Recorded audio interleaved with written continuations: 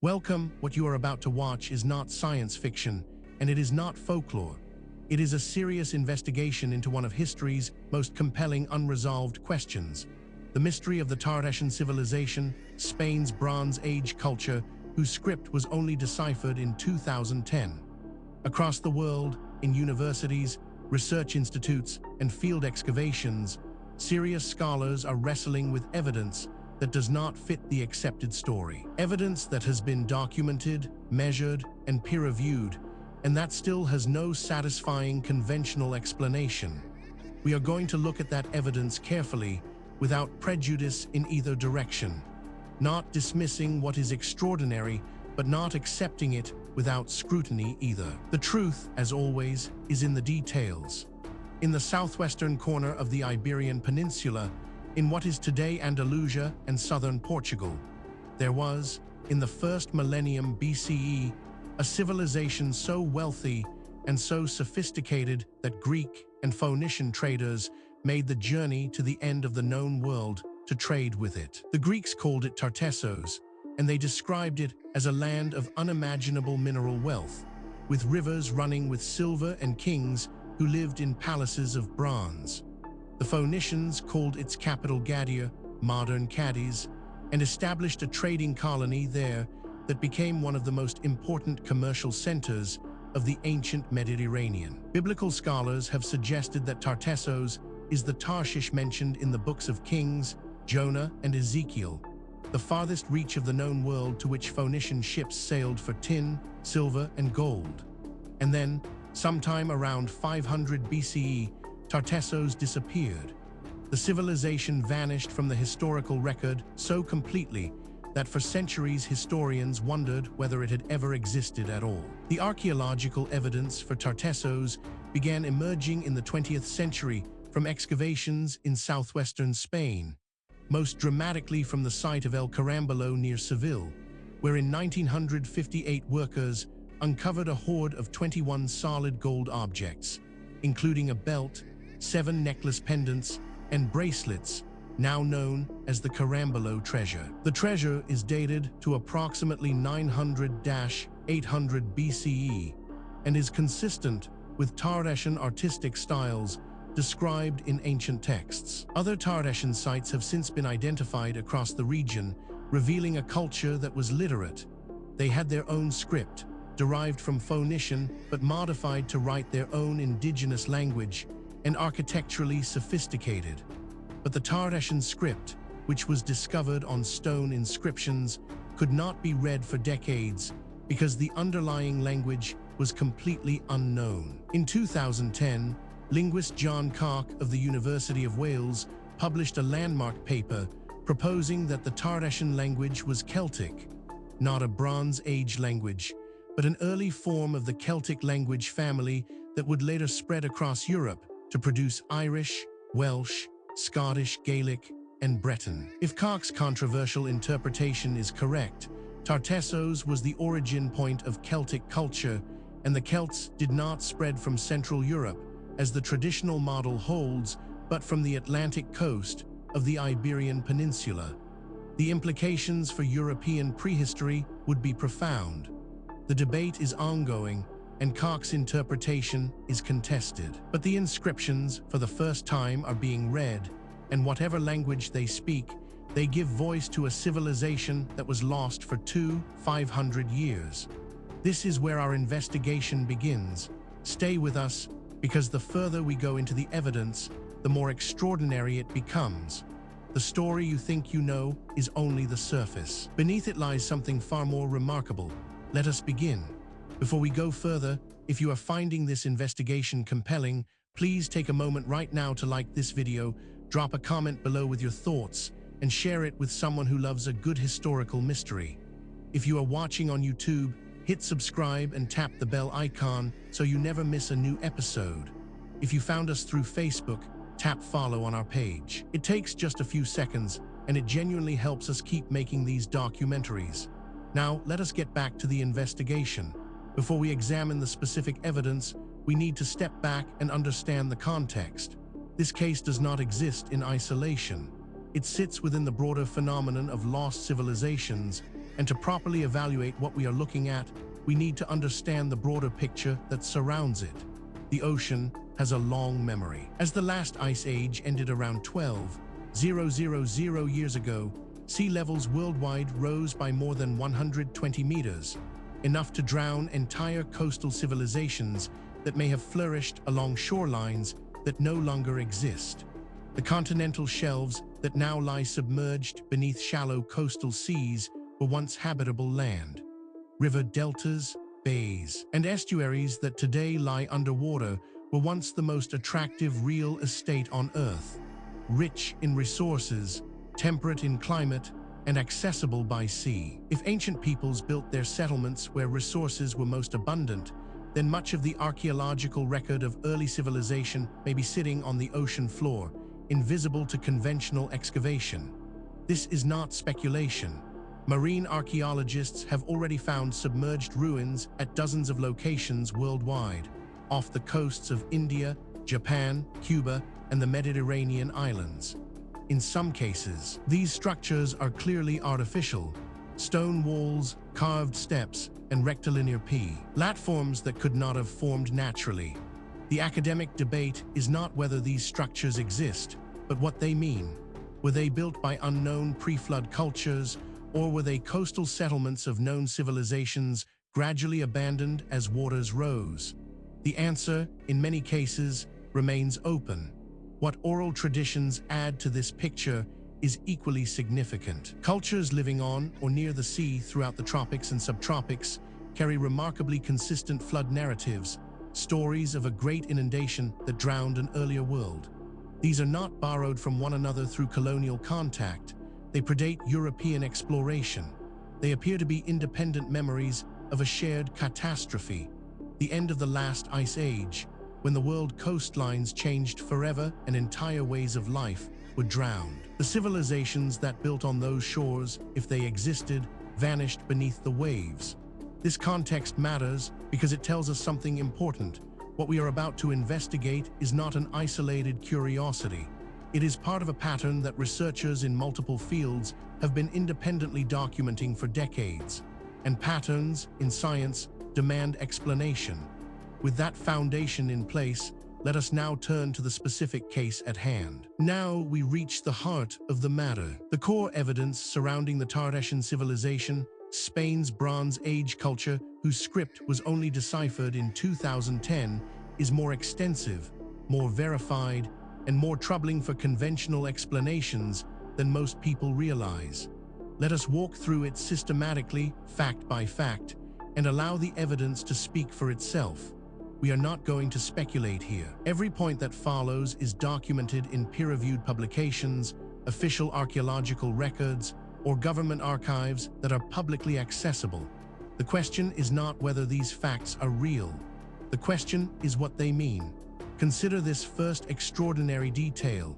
Tartessos is attested in ancient Greek sources, beginning with Herodotus, 5th century BCE, who describes it as located beyond the Pillars of Hercules, the Strait of Gibraltar, and ruled by a king named Arganthonios who reigned for 80 years and was more than 120 years old at his death. Herodotus's Arganthonios is clearly a legendary figure, but the geographic location and the described wealth are consistent with archaeological findings from southwestern Iberia. Strabo, 1st century BCE, 1st century CE, provides additional detail, describing the Tartessians as possessing silver in such quantity that Phoenician traders reportedly replaced their anchors with silver ones when their ships were too loaded to carry mo. This single data point, if taken in isolation, might be set aside. Anomalies happen, instruments malfunction, researchers make mistakes. But as we continue, you will see that this is not an isolated anomaly. It is part of a consistent and documented pattern. But that is only the beginning. Researchers also discovered the Carambolo treasure, discovered in 1958 near Cartagena, now in the Museo Arqueológico de Seville, is the most famous single artifact assemblage from Tartessian culture. The 21 gold objects, totaling approximately 95 kilograms of 24-karat gold, include a breastplate or belt with embossed circular plaques, necklace plates with rosette decorations, and 8 bracelet-like pieces. The artistic style combines Near Eastern Phoenician and indigenous Iberian motifs and is dated to approximately 900–800 BCE by stylistic comparison and context. The treasure was found by workers excavating a sports club building and was initially assumed to be a piece of lost rural decoration before its antiquity was recognized. Now, a skeptic might propose an alternative explanation for this, and that is entirely reasonable. We should always test alternative explanations before accepting extraordinary ones. The problem is that the alternative explanations, when examined carefully, create more problems than they solve. The mystery deepens when we examine the Tartessian writing system, which appears on stone stelae, standing stones, primarily in southwestern Portugal and Extremadura, was long known to be alphabetic, each symbol representing a sound, but could not be read because the language was unknown. The script derives from Phoenician script. Several letters are clearly modified forms of Phoenician letters, but has its own characters and does not follow Phoenician conventions in its use. More than 90 inscriptions in Tartessian script have been found, mostly on decorated stone stelae that also depict weapons, swords, shields, spears, wheeled vehicles, and the deceased individual for whom the stela was erected. These warrior stelae are characteristic of the late Bronze Age warrior culture of southwestern Iberia. This is where the conventional account begins to strain. Each individual fact might be dismissed or minimized in isolation, but the cumulative weight of the evidence is another matter entirely. Perhaps most remarkable of all, John Cox's 2009 publication Tartessian, Celtic in the Southwest at the Dawn of History, proposed that the Tartessian inscriptions can be read as archaic Celtic, Macin. G. Tartessian, the earliest attested Celtic language, and placing the origin of Celtic languages on the Atlantic coast rather than in Central Europe, as traditionally assumed. Koch used a specific set of phonological and morphological correspondences between words in the Tartessian inscriptions and reconstructed Proto-Celtic to argue for the Celtic identification. His interpretation has been supported by a minority of Celtic linguists and archaeologists, but has been challenged by others who argue that the similarities are insufficient to establish Celtic affiliation versus a simple shared Phoenician script origin. Researchers who have examined this evidence have described it as genuinely difficult to explain within the accepted framework. These are not fringe commentators. They are credentialed academics publishing in mainstream journals, raising questions that the field has not yet satisfactorily answered. Then there is the matter of the wealth of Tartessos was based primarily on the exceptional mineral resources of the region, particularly the Rio Tinto mining district of Huelva province, which contains some of the largest copper and silver deposits in the ancient world. The Rio Tinto mines show evidence of Bronze Age and Iron Age exploitation on an industrial scale, with ancient slag heaps containing hundreds of thousands of tons of processed ore. The silver, copper, and tin of the Iberian Peninsula made it the most mineral-rich region accessible to Phoenician and Greek traders in the Western Mediterranean. And the control of these resources by the Tartessian elite explains both the fabulous wealth described in ancient sources and the incentive for the Phoenician commercial investment in the region. What makes this particularly significant is its independence from the previous points. This is not a case of one theory requiring another. These are separate lines of evidence converging on the same uncomfortable conclusion. Adding to the enigma is this finding.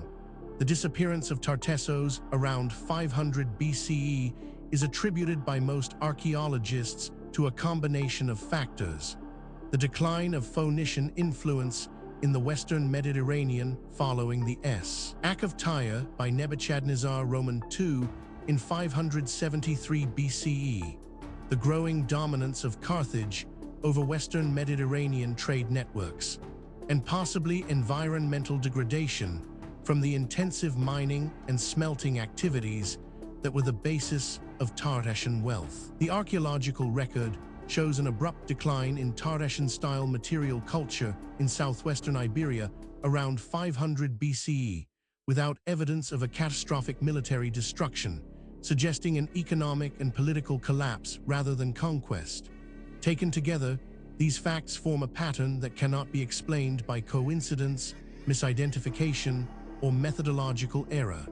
Each piece of evidence has been examined by skeptics. Each has been subjected to alternative explanations, and in each case, the alternative explanation falls short of accounting for everything that has been documented. We are left with a body of evidence that demands explanation and an accepted narrative that does not provide one. This is where serious inquiry begins. Now that we have established the evidence, we need to examine the theories that researchers have proposed to explain the Tartessian civilization, Spain's Bronze Age culture, whose script was only deciphered in 2010. This is where the debate becomes most intense, because the theories reflect not just different interpretations of the same evidence, but fundamentally different assumptions about what is possible and what the past looked like. Understanding these theories is not just an academic exercise. Each one has been championed by serious researchers with genuine credentials, and each one captures something that the others miss. The truth, if it is ever established, will likely draw on elements of several. The first major explanation proposed by researchers holds that the Atlantic Celtic origin theory, developed by John Cock and Barry Cunliffe, proposes that Celtic languages originated on the Atlantic facade of Europe, in Iberia, and extending northward along the Atlantic coast to Brittany, Britain, and Ireland, rather than spreading from Central Europe, as the traditional model holds. Under this theory, the Tartessian language is the oldest attestation of Celtic, and the Tartessian culture is ancestral to the Bronze Age Atlantic cultures of Western Europe. This would explain why the westernmost Celtic languages, Irish, Welsh, are sometimes more archaic in certain features than the continental Celtic languages. The theory has generated significant debate, but has gained adherents, particularly among archaeologists studying the Bronze Age Atlantic Bronze Age network. This interpretation has significant academic support and is backed by substantial evidence, but it is not without problems. Critics point out that it requires assumptions that go beyond what the evidence strictly supports, and that key predictions of this theory have not been confirmed by subsequent research. It remains contested, and the contest is productive. A rival school of thought argues that the independent Bronze Age culture theory is the traditional interpretation, holding that Tartessos was an indigenous Iberian culture that adopted certain cultural elements, script, some artistic motifs from the Phoenician traders, but was linguistically and culturally distinct from both the Phoenicians and the later Celtic peoples. Under this model, the Tartessian language was one of the pre-Indo-European languages of Iberia, related to or ancestral to Basque, or an entirely separate language family, and the Celtic similarity proposed by Cock reflects shared Phoenician script features rather than linguistic kinship. This interpretation is held by most Iberian archaeologists and Celtic linguists. This theory is controversial, and deliberately so. Its proponents argue that the evidence demands an explanation outside the conventional framework. Critics counter that extraordinary claims require extraordinary evidence, and that the evidence presented, while suggestive, does not yet meet that standard. The debate continues in peer-reviewed literature. Perhaps the most unconventional theory suggests that the Phoenician colony theory, a minority position, suggests that Tartessos was not an independent culture, but essentially a Phoenician trading colony that adopted a local name. Under this model, the fabulous wealth of Tartessos represents Phoenician commercial success in exploiting Iberian mineral resources, and the Tartessian cultural identity is a hybrid product of Phoenician colonialism. Critics note that the indigenous Tartessian script, which modifies but is clearly distinct from Phoenician, implies an independent cultural identity as do the indigenous artistic traditions visible in the warrior stele. What is striking about this debate is not merely that experts disagree, that is normal and healthy in science. What is striking is the quality of the disagreement. Serious researchers, working from the same body of evidence, reaching genuinely different conclusions. That level of fundamental disagreement, when it persists over decades, is a signal that something important has not yet been understood. The question is not which of these theories is right. The question is whether any of them is right, or whether the truth is something that none of the current frameworks has yet been able to capture. The case surrounding the Tartessian Civilization, Spain's Bronze Age culture, whose script was only deciphered in 2010, does not rest on speculation alone. What distinguishes this investigation from pure mythology is the existence of documented, physical, verifiable evidence, material that has been examined by credentialed researchers and whose authenticity is not seriously disputed. What is disputed is its interpretation. Let us review the most significant documented evidence as objectively as possible. We are not going to cherry-pick the data that supports a preferred conclusion. We are going to lay out what exists and let you draw your own assessment.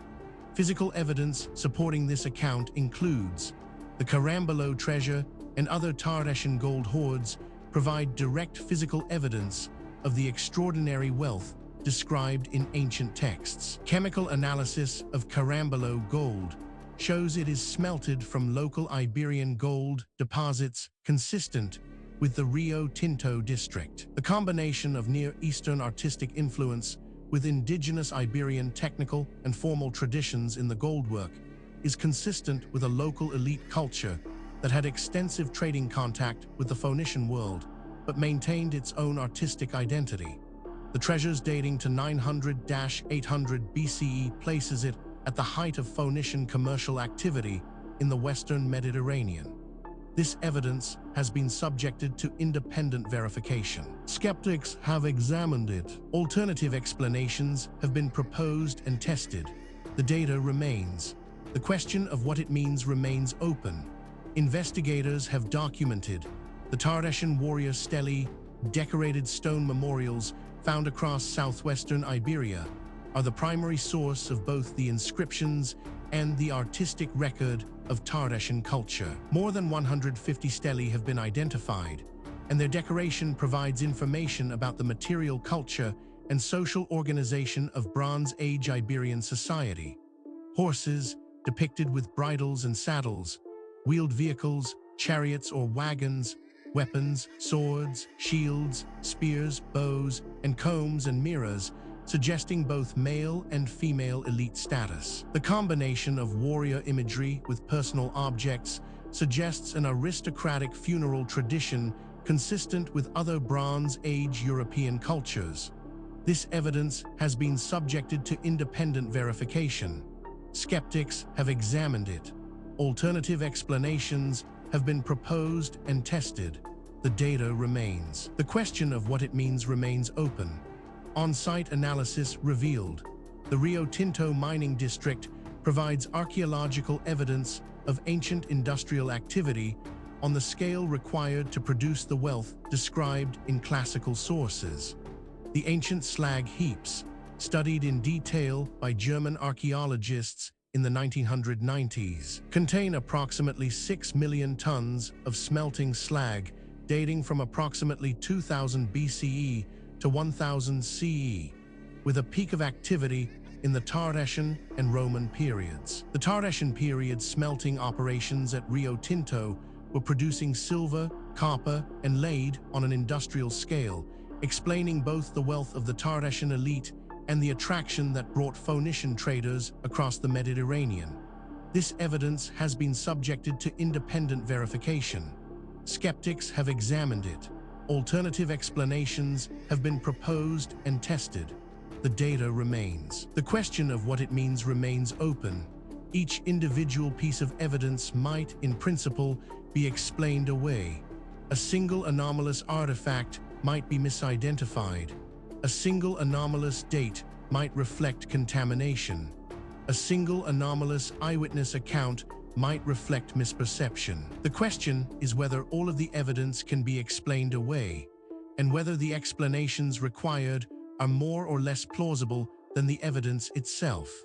When multiple independent lines of inquiry converge on the same conclusion, that convergence is the most powerful signal in empirical science. And that is exactly what we are seeing here.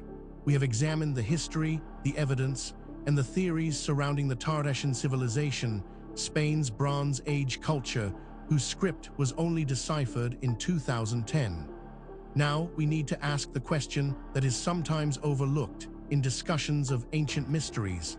Why does this matter? What does it mean for us today? It would be easy to file this away as an interesting historical curiosity, a puzzle from a distant past with no bearing on our present lives. That would be a fundamental mistake. The questions raised by this case touch on issues that are directly relevant to who we are, where we came from, and what the human story actually looks like before the period covered by conventional history. Research on Tartessian culture has accelerated since 2010, following Koch's controversial Celtic language proposal. New excavations at potential Tartessian sites in southwestern Spain and Portugal are providing fresh material for study, and the application of ancient DNA analysis to Tartessian period burials is beginning to provide genetic data that will eventually help resolve the question of who the Tartessians were in terms of ancestry. A major dig at Casas del Tiruñuelo in Extremadura, begun in 2015, has revealed a well-preserved Tartessian period structure with an extraordinary deposit of sacrificed animals and organic materials rarely preserved in Iberian archaeological contexts. The debate over the Celtic interpretation of Tartessian script continues actively in the academic literature. A workshop convened by the Celtic Studies Foundation in 2015 and a subsequent volume edited by Koch and Cunliffe presented the Celtic Tartessian hypothesis at length and received detailed responses from critics, the most systematic of which argued that the proposed Celtic readings require too many ad hoc phonological assumptions to be convincing. As more inscriptions are found, and as the corpus grows, the statistical basis for linguistic arguments improves, and the question may eventually be resolved by the sheer weight of linguistic data. Whatever language the Tartessians spoke, they were clearly a sophisticated, wealthy, and commercially active culture at the western edge of the Bronze Age world, and their story is only now being recovered. Furthermore, the tools available to investigate these questions are advancing rapidly. Satellite imaging, ground-penetrating radar, ancient DNA analysis, isotopic tracing, and deep-sea sonar are all providing capabilities that previous generations of researchers could only dream of. Cases that were genuinely unresolvable 10 years ago are now open to new analysis, and the findings, consistently, are expanding rather than contracting the mystery. The investigation continues. New discoveries are being made. New analyses are being published. New voices are entering the conversation from disciplines that were not previously part of the discussion. The answers, when they come, and they will come, will not merely solve a historical puzzle. They will force a fundamental revision of assumptions that underpin our entire understanding of human history and human potential. We have now walked through the complete case of the Tartessian Civilization, Spain's Bronze Age culture, whose script was only deciphered in 2010. From the historical record through the physical evidence, across the competing theories, and into the modern significance of what remains unresolved. What the story of Tartessos ultimately reveals is not just a historical puzzle. It is a mirror. It reflects our assumptions back at us, our assumptions about what ancient people were capable of, about how knowledge is gained and lost across the centuries, and about the relationship between what we know and what we merely think we know. The evidence presented in is documentary, is real. The questions it raises are genuine. The debate among researchers is ongoing, and that is healthy. Science is not a set of conclusions. It is a process. and the process requires that we remain open to evidence that challenges what we thought we knew, however uncomfortable that challenge might be. If you came to this documentary as a skeptic, we hope the evidence gave you something to think about. If you came as a true believer, we hope the critical examination gave you a more nuanced picture. The truth, as always, lies in the evidence, not in what we want to be true. Thank you for watching. If this investigation sparked your curiosity, please help us reach more people. If you are watching on YouTube, subscribe to the channel and hit the notification bell so you never miss a new documentary.